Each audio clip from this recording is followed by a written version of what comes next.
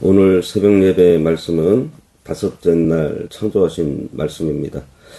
창세기 1장 20절에서 23절. 하나님이 이르시되 물들은 생물을 번성하게 하라.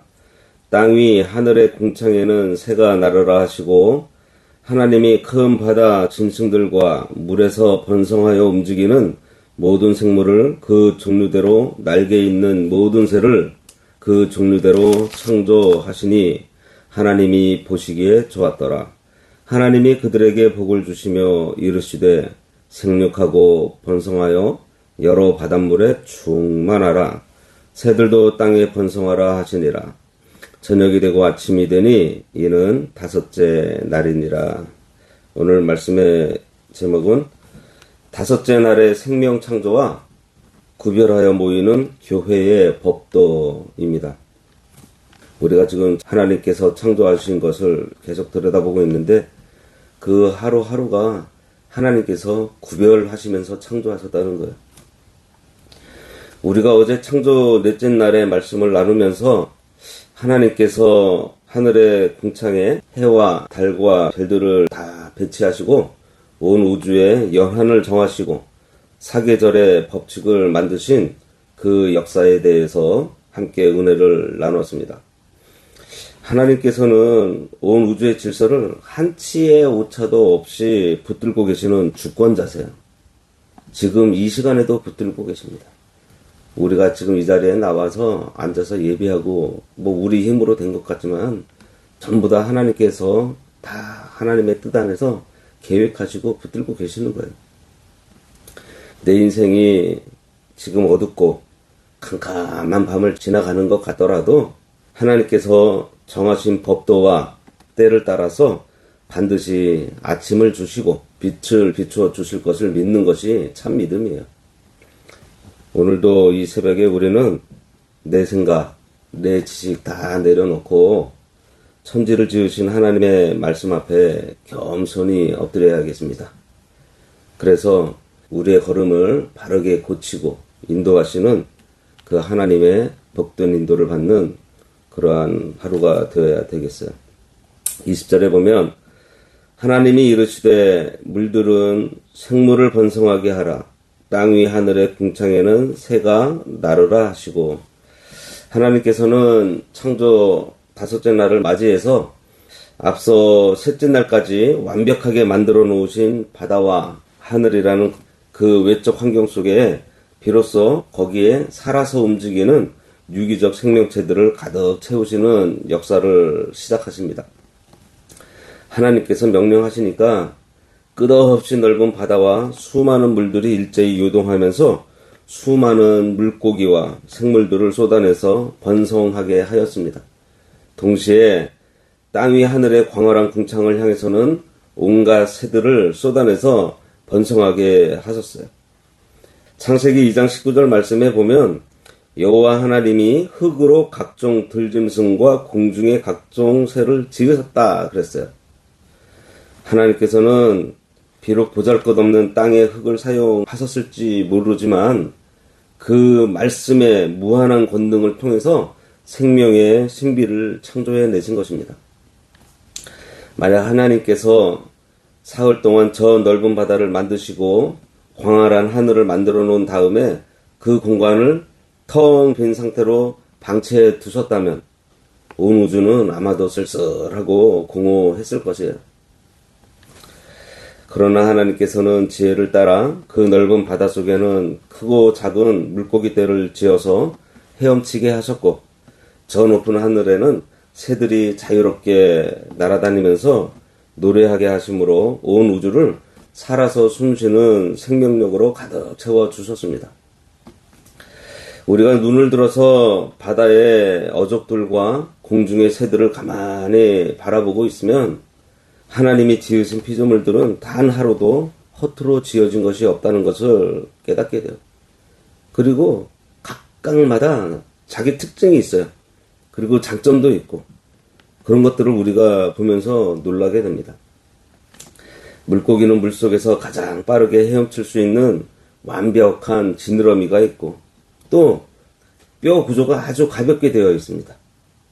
하나님께서는 만물을 창조하실 때 그 생물들이 살아가는데 필요한 실용성과 외적인 아름다움, 그리고 생태계 속에서 서로에게 유익을 주는 유용성을 완벽하게 계산해서 창조해 내셨어요. 그렇기 때문에 하나님이 만드신 모든 피조물들은 아름다우면서도 기가 막힌 기능을 완벽하게 소유하고 있는 것입니다. 이 모든 기이하고 풍성한 생명의 환경들은 장차 지음받을 우리 인간들, 특별히 하나님의 택하신 성도들이 이 땅에서 풍요를 누리며 하나님을 경외하도록 베풀어 주신 은혜의 선물이에요. 21절, 하나님이 큰 바다 짐승들과 물에서 번성하여 움직이는 모든 생물을 그 종류대로, 날개 있는 모든 새를 그 종류대로 창조하시니 하나님이 보시기에 좋았더라. 성경은 다섯째 날의 생명 창조를 선언하면서도 어김없이 그 종류대로라는 엄미한 신앙의 원칙을 거듭 강조하고 있습니다. 바다의 거대한 고래부터 시작해서 눈에 보이지 않는 작은 수중 생물에 이르기까지, 그리고 하늘을 나는 독수리부터 작은 참새에 이르기까지 하나님께서는 처음부터 완벽하게 구별된 고유한 종의 경계를 따라 창조하셨습니다. 우리가 이 성경의 기록을 있는 그대로 순전하게 믿는다면 오늘날 세상의 지식인들이 붙들고 있는 저 무신론적인 진화론은 결코 교회 안에서 설 자리가 없는 허탄한 인간의 공상에 불과해요. 아메바 같은 단세포 생물이 어쩌다가 물고기가 되고 그 물고기가 땅으로 올라와서 오랜 세월이 흘러서 새가 되었다는 얘기. 진화론자들의 주장은 생물학적 법칙을 정면으로 위배하는 거짓말입니다. 세상에 미련한 사람들이 이렇게 명백한 창조의 진리를 놔두고도 허무맹랑한 거짓 진리를 맹신하는 이유가 있어요. 그것은 하나님의 주권을 마음에 두기 싫어하기 때문입니다. 그래서 그 혼미한 마음에 걸려서 스스로 지금 지옥의 멸망길로 걸어가고 있는 거예요. 우리 인간들이 이 땅에서 마땅히 행해야 할 바른 도리는 하나님이 창조해 놓으신 생명의 세계를 인간의 교만함으로 뜯어 고치려고 하거나 새로운 생물을 스스로 만들어내려는 어리석은 시도를 멈춰야 하는 것입니다. 오직 하나님이 창조의 세계 속에 심어 놓으신 거룩한 자연의 원리, 또 이 생명의 법칙을 우리들이 겸손하게 찾아내어서 그것을 인류의 유익을 위해서 믿음으로 바르게 활용하고 응용하는 것이 피조물 된 인간의 마땅한 본분이에요. 이처럼 하나님이 만드신 질서대로 구별되어 섞이지 않는 것이 하나님 보시기에 좋은 것입니다. 22절 보면 하나님이 그들에게 복을 주시며 이르시되 생육하고 번성하여 여러 바닷물에 충만하라. 새들도 땅에 번성하라 하시니라. 하나님께서는 피조물들을 각각 그 고유한 종류대로 완벽하게 창조하셨을 뿐만 아니라 그들이 종류대로 한데 모여 살게 하셨어요. 그리고 그 종류대로 대를 이어서 끊임없이 번성해 갈 수 있도록 생명의 복을 친히 흘려보내 주셨습니다. 오늘날 드넓은 바닷속에 헤아릴 수 없는 물고기들이 가득 차서 그 생명을 유기적으로 유지해 나가는 근원적인 이유는 세상의 환경이 좋아서가 아닙니다. 대체에 하나님께서 그들을 향해서 생육하고 번성해서 충만하라는 하나님의 말씀이 있었어요. 그리고 그 생체 속에 번성의 복을 하나님께서 심어 놓으셨기 때문에 이 종들이 지금도 번성해 나가고 있는 것입니다. 사도행전 17장 26절의 말씀에도 보면 인류의 모든 족속을 한 혈통으로 만드사 온 땅에 거하게 하시고 저희의 연대를 정하시며 거주의 경계를 하나셨으니 그랬습니다. 하나님께서는 온 땅의 민족과 나라들의 역사를 주관하십니다. 그리고 그들이 살아갈 경계도 정해주셨어요. 이것은 인간이 온 세계를 다스리시는 하나님의 주권을 깨닫고 어디서나 창조주 하나님을 기억하면서 하나님을 예배하게 하기 위함이에요. 하나님은 온 세상의 일반 역사를 이처럼 구별된 질서 속에서 은혜로 붙들고 계십니다. 그렇다면 하물며 하나님께서 자기 피로 사신 거룩한 교회의 영적 질서는 얼마나 더 엄격하게 구별하시겠어요. 그죠? 세상 민족들은 지리적인 국경 안에서만 살아가지만 구원받은 영적 이스라엘 성도들은 오직 참된 진리의 경계 안에서 모이는 것이 마땅합니다. 거룩한 신앙과 진리의 면에 있어서 성도는 오직 이 한 진리를 바르게 깨달은 신실한 백성들끼리 한마음 한뜻으로 뭉쳐서 거룩한 교회를 세워나가야 하는 거야. 그리고 진리가 같은 신실한 교회들이 한데 또 뜻을 모아서 연합해서 총회와 교단을 세우는 것이 중요합니다. 그래야 타락한 세상의 인본주의 풍조 속에서 우리 선조들이 피 흘려 지켜온 신앙의 순수한 진리를 끝까지 지킬 수가 있고, 그 진리 안에서 성도들이 한마음으로 거룩한 신앙생활을 바르게 해 나갈 수 있습니다.